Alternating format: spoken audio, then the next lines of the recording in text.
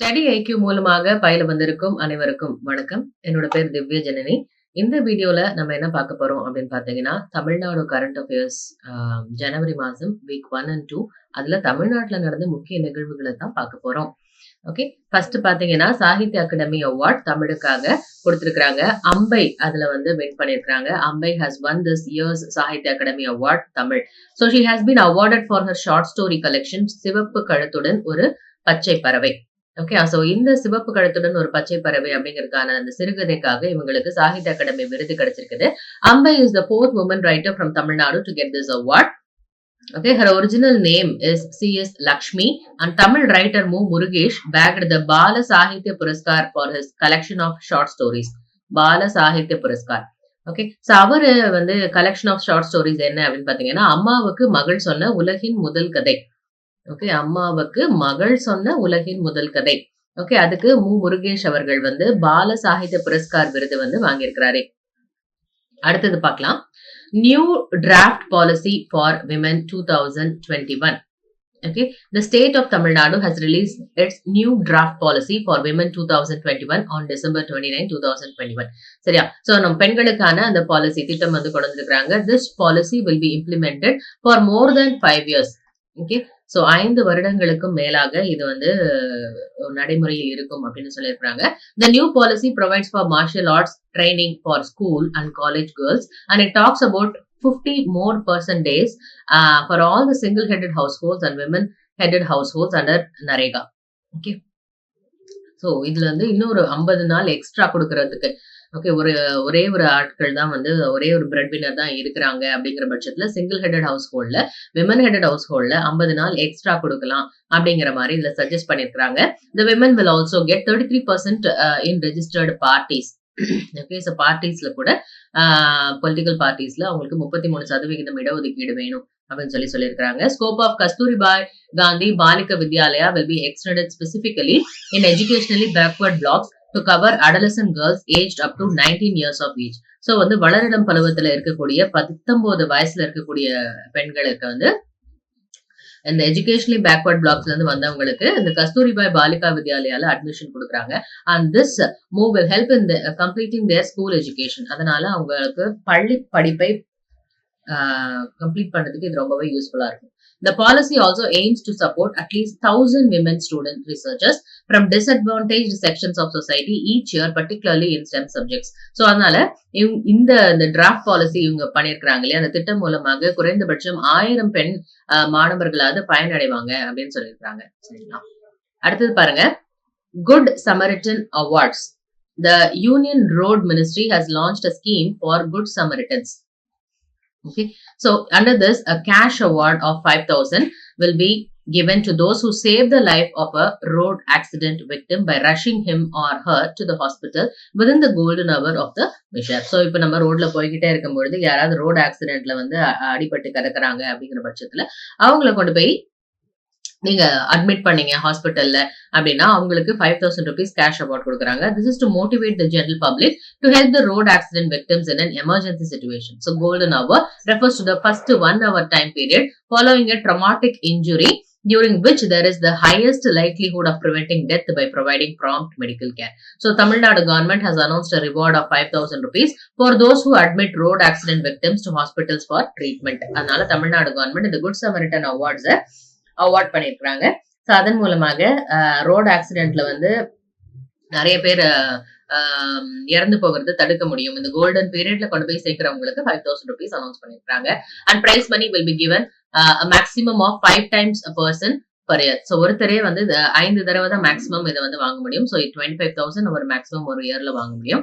So all the accidents will be inspected by a district level assessment committee headed by the district collector. ஏன்னா வந்து சாதாரணமாவே ஒரு accident create பண்ணிட்டு அவங்க வந்து காசு வாங்கிட்டு போக கூடாது அப்படிங்கிறதுக்காக இதை இன்ஸ்பெக்ட் பண்றாங்க டிஸ்ட்ரிக்ட் லெவல் அசஸ்மெண்ட் கமிட்டி மூலமாக. The selected cases will be recommended to the Commissioner of Transport for a price of rupees 5,000. So அந்த மாதிரி அந்த கமிட்டிக்கு கீழே ஓகே சொன்ன அந்த கேசஸ் தான் உங்களுக்கு 5,000 rupees கொடுக்குறாங்க. அடுத்தது பாருங்க, new police commissionerate. Okay, chief minister M.K. Stalin formally inaugurated the new police commissionerate in Tambaram and Avadi. Okay, 2 இடத்துலயும் தாம்பரத்திலயும் ஆவடியிலும் தொடங்கி இருக்கிறாங்க new police commissionerate. Okay, so these have been carved out of the Great Chennai City Police jurisdictions. So இங்க பாத்தீங்கன்னா jurisdiction limits of commissionerates-ல Avadi commissionerate இங்க இருக்கு, Chennai Tambaram commissionerate. Okay, so முழுசா சென்னைன்றது இங்க ஆவடி தாம்பரம்னு பிரிச்சிருக்காங்க. So great Chennai city police ஜூரிஸ்டிக்ஷன்ல இருந்து இது பிரிச்சு எடுத்திருக்காங்க. Senior IPS officers M Ravi and Sandeep Rai have been posted as the commissioners of police of Tambaram and Avadi. Okay, இதனுடைய கமிஷனரா வந்து உங்களை நியமிச்சிருக்காங்க.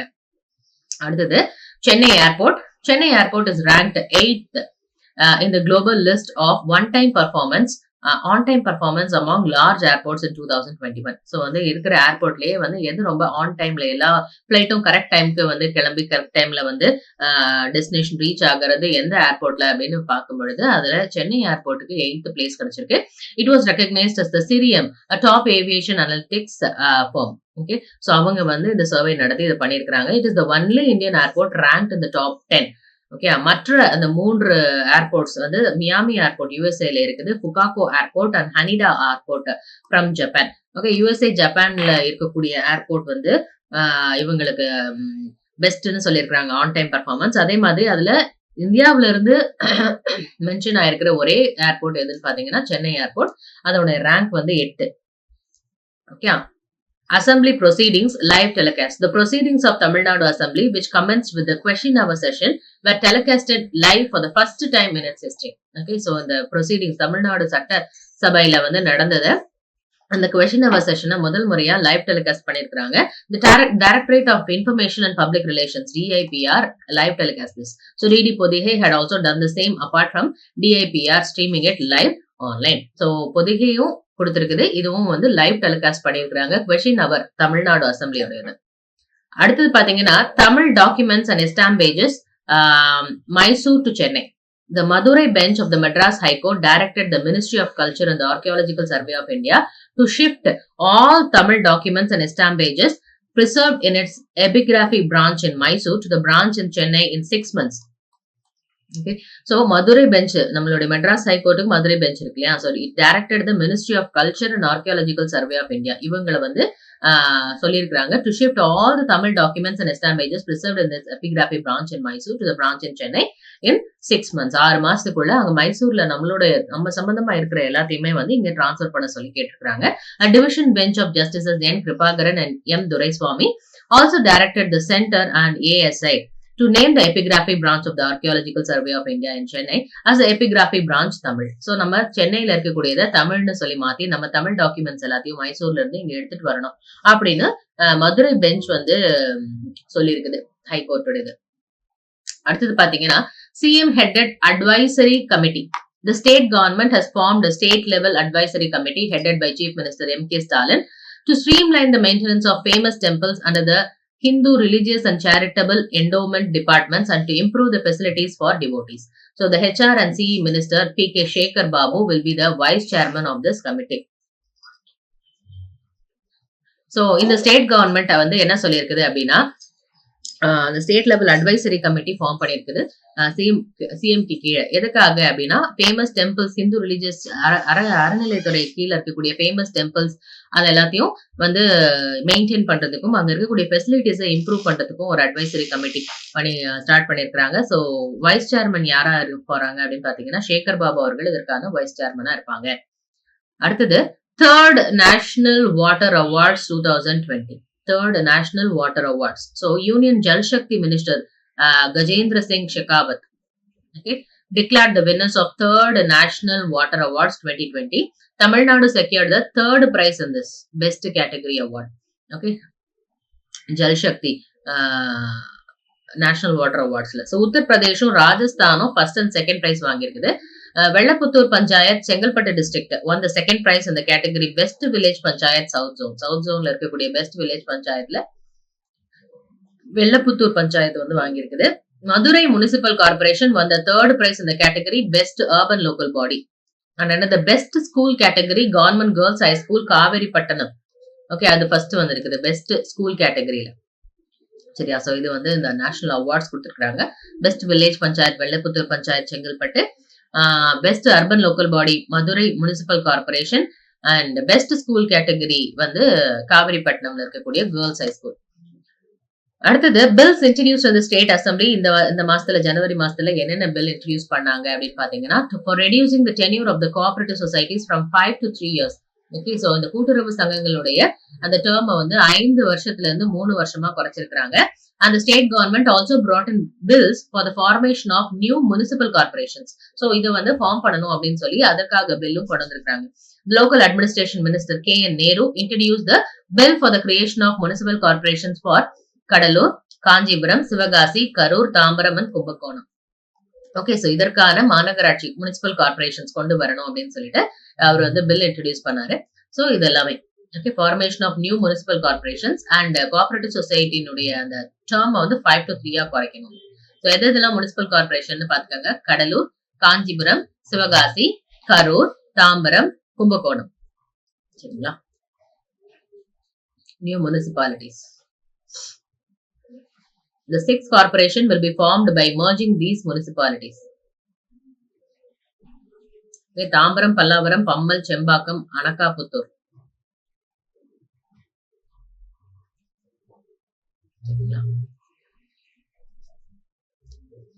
அடுத்தது டிஎன்பிஎஸ்சி அடிஷனல் ஃபங்க்ஷன்ஸ் பில் 2022. தமிழ்நாடுடைய அசம்பிளி என்ன இந்த பில் பாஸ் பண்ணிருக்காங்க. To conduct the recruitment test for the post in quasi government entities. So, அதனால the move comes amid increasing complaints of irregularities and corruption in filling the vacancies of PSUs and corporations. So, public sector units and corporationsல fill பண்றதுக்கு நிறைய காசு வாங்கிட்டு பண்றாங்க அப்படின்னு சொன்னதுனால TNPSC கீழ அதை கொடுத்திருக்காங்க அந்த recruitment. The commission will carry out the recruitment process for filling certain vacancies in PSUs and corporations and statutory boards and authorities under the government. சரியா, சோ இந்த பில் வந்து மூவ் பண்ணிருக்காங்க நம்மளுடைய தமிழ்நாடு கவர்மெண்ட்ல. அடுத்தது comprehensive health insurance scheme. Chief minister M.K. Stalin launched the extension of the Chief Minister's Comprehensive Health Insurance Scheme for another 5 years starting from January 11. Okay, January 11க்கு இன்னும் அதை extend பண்ணிருக்காங்க. Families with 1.2 lakh annual income will be eligible for the scheme. So மாசம் வந்து 1000 ரூபாய் அவங்களோட annual அவங்களோட monthly இன்கமா இருந்தது அப்படிங்கிற பட்சத்துல அவங்க வந்து இதுல வந்து எலிஜிபிள் ஆவாங்க. Journalists who have accreditation cards and also press pass holders are eligible for the scheme irrespective of their annual income. Okay, journalists கூட இதுல வர்றாங்க. The scheme will be implemented through the United India Insurance Corporation. Okay, United India Insurance Corporation மூலமாக இதுக்கு health insurance கொடுக்கறாங்க chief minister's comprehensive health insurance ஸ்கீம்ல. அடுத்தது social justice award, சமூக நீதி விருதுகள். Tamil Nadu government announced that K. Tirunavukarasu, a historian documenting the Dravidian movement and the retired Madras High Court Judge K. Chandru would be honored with the Thandai Periyar Award for Social Justice and the Dr. Ambedkar Award for 2021 respectively. So Tirunavukarasu's work நீதி கட்சி வரலாறு. Okay, நீதி கட்சி வரலாறு documents in 2 volumes the history of the Justice Party since its founding in 1916 until it was renamed as Dravidar Kazhagam in 1944. Thirunavukkarasu அவர்கள் வந்து இது எழுதியிருக்காரு நீதி கட்சியின் வரலாறு அப்படின்னு சொல்லிட்டு. He has also been commended for his works திராவிட இயக்க வேர்கள் and திராவிட இயக்க தூண்கள்.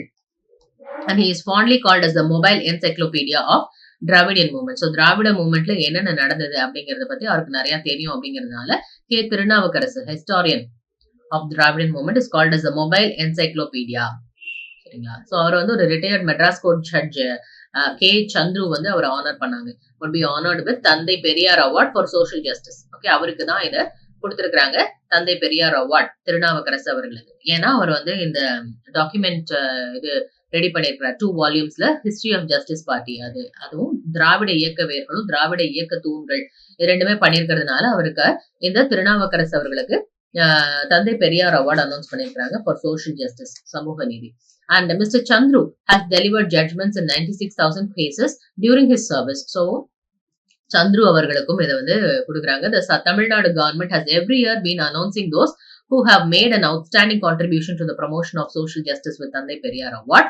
So, அதனால Ambedkar Award is given to an eminent personality who has contributed to the socio-economic and educational development of the Adi Dravidar community.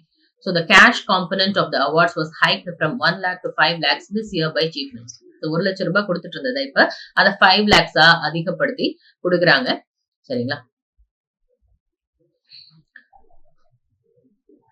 So K. Chandru அவர்களுக்கு அம்பேத்கர் அவார்டும் திருநாவுக்கரசு அவர்களுக்கு தந்தை பெரியார் அவார்டும் கொடுக்குறாங்க. K Chandru Jai Bhim படத்துல வந்த அந்த சூர்யா கேரக்டர் அப்படின்னு சொல்லுவாங்க. சோ அவரு வந்து சமூக நீதிக்காக அவரும் உழைத்திருக்கிறார். அதனால அவருக்கு அம்பேத்கர் அவார்ட் கொடுக்குறாங்க. Okay, Adi Dravidar community. கலைஞர் மெமோரியல் லைப்ரரி, ஓகே, நூலகம். Tamil Chief Minister M.K. Stalin unveiled the foundation stone for the Kalaignar Memorial Library in Madurai. மதுரையில வந்து லைப்ரரி ஸ்டார்ட் பண்றாங்க. It will be akin to the Anna Centenary Library in Koturpuram, Chennai. Okay, Anna library மாதிரி இதுவும் வந்து கிட்டத்தட்ட ஒரே மாதிரி இருக்கும் அப்படின்னு சொல்லியிருக்காங்க. மதுரையில இந்த லைப்ரரி ஆரம்பிக்கிறாங்க. International Thirukkural conference 2022. Tirukkural Conference. Tamil Nadu Governor R.N. Ravi inaugurated the International Tirukkural Conference 2022. Okay. Manad. It was at Sri Krishna Arts and Science College, Coimbatore, and Sri Krishna Institutions and Kural Malay Sangam have organized the event. Okay. 6th and 7th January 2022 in the International Tirukkural Conference வந்து நடந்தது. அடுத்து Vinisha Umashankar. Vinisha is India's baton bearer at 16th official Queen's Baton Relay. Okay, so it started at the Buckingham Palace in London on October 7, 2021. அங்க start பண்ணது லண்டன்ல. It is scheduled to conclude on July 28, 2022 at the opening ceremony of the Birmingham Commonwealth Games after traveling across 72 Commonwealth nations and territories for 294 days. So இது வந்து ஜூலை 28ல வந்து 28 இங்க opening செரமனில வந்து முடியும் அப்படின்னு சொல்லியிருக்காங்க. சோ 2022 காமன்வெல்த் கேம்ஸ் வந்து யூகேல வந்து நடக்க போகுது. சோ அதனால அதை சுத்தி வரும்பொழுது 27வது நேஷனா இந்தியா வந்திருக்கு. அதுல வந்து பேட்டன் பேரர் யாராக இருந்தாங்கன்னு பாத்தீங்கன்னா வினிஷா உமாசங்கர். சோ இவங்க தான் வந்து கிளாஸ்கோ சமிட்ல பேசினவங்க. So Tokyo Olympic silver medallist Ravi Dahiya kicked off the Queen Baton Relay in India with a symbolic run in Delhi. Okay, silver medalist Ravi Dakia தான் ஸ்டார்ட் பண்ணாரு. The Queen's Baton Relay is to be held in Bengaluru, so on January 14th and Bhubaneswar.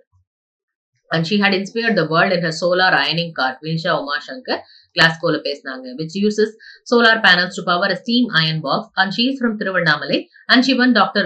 APJ Abdul Kalam Ignite Award, instituted by National Innovation Foundation. Okay. அடுத்தது MSME Technology Center. So Prime Minister Narendra Modi virtually inaugurated this MSME Technology Center. புதுச்சேரியில இதை ஆரம்பிச்சிருக்கிறாங்க. சிறு குறு அந்த தொழிற்சாலைகள் அதற்காக. Okay, micro, small, mini enterprises. Okay, technology center. இது புதுச்சேரியில ஆரம்பிச்சிருக்கிறாங்க.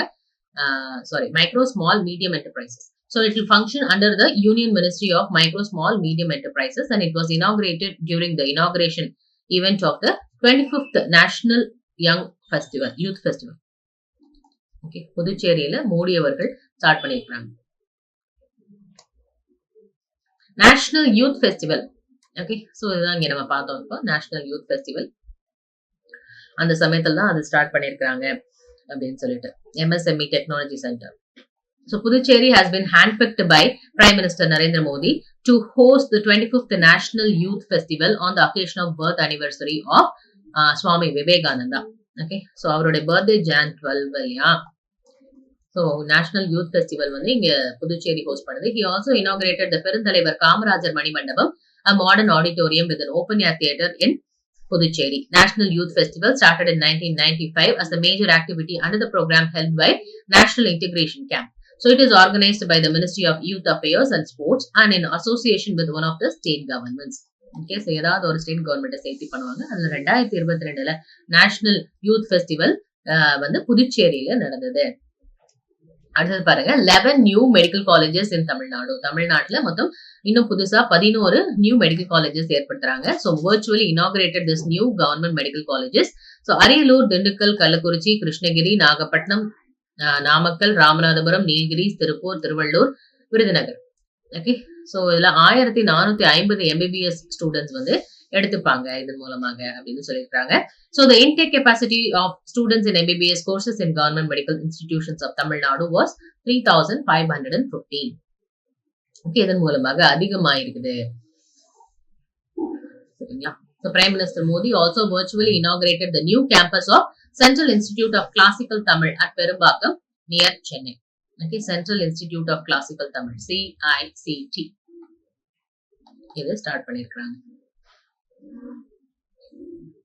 ஸோ நம்பர் ஆஃப் காலேஜஸ் பாருங்க, மொத்தம் 593 காலேஜஸ் இருக்குது. அதுல தமிழ்நாட்டுல 69 காலேஜஸ்.